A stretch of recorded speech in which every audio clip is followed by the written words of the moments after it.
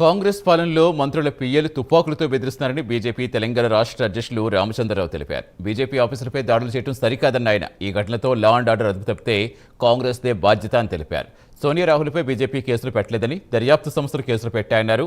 యాదాద్రి భువనగిరి జిల్లా భువనగిరి పంచాయతీ ఎన్నికల్లో గెలుపొందిన బీజేపీ అభ్యర్థుల సన్మానోత్సవ కార్యక్రమంలో రామచంద్రరావు పాల్గొని వారందరికీ శుభాకాంక్షలు తెలిపారు.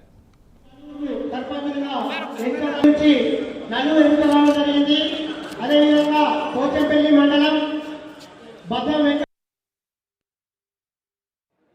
మీరు గుర్తుపెట్టుకోవాలి. కాంగ్రెస్ పార్టీ చెప్తా ఉన్నాను, మీరు రాహుల్ గాంధీ గారు సోనియా గాంధీ గారు మీద కేసులు ఉన్నాయి. వారు ఈరోజు వారు బెయిల్లో ఉన్నారు. బెయిల్తో పాటు వారి మీద ఇంకా కేసు ఉన్నది, వారి మీద అభియోగం ఉన్నది. వాళ్ళని డిశ్చార్జ్ చేయలే, కోర్టు ఎక్విటీ చేయలే. మరి ఏం సంతోషంతోనో మీరు ఇవి చేస్తున్నారో అర్థం కావట్లేదు. భారతీయ జనతా పార్టీ కేసు పెట్టలే. ఇది దర్యాప్తు సంస్థలు దర్యాప్తు చేసినటువంటి ఈడీ అటువంటి కేసు అవన్నీ సంస్థలు పెడతాయి. బీజేపీ పార్టీ మీద మీ బురద వెళ్ళే ప్రయత్నం కాంగ్రెస్ పార్టీ చేస్తుంది. మా పార్టీ కార్యాలయం ముందు ఈరోజు మీరు ఏదైతే నిరసన తెలపాలని ప్రయత్నం చేస్తున్నారో ఇది ప్రజాస్వామ్యకు వ్యతిరేకం. మీరు ఏదైనా చేసుకుంటే మీ కార్యాలయం చేసుకోండి.